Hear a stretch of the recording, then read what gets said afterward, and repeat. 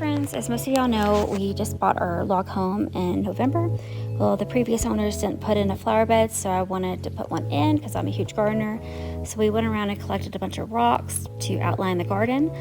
And I also found a really cool dead stump that I had my husband place in the front of our flower bed, which I thought looked really good. And as you can see, there's a bunch of pebble rocks there that were already there, but it wasn't doing anything for the retaining wall, so we put the rocks around to border it. I also found this Forsythia plant from Walmart. It's deer resistant and heat resistant, which I thought was great for our garden.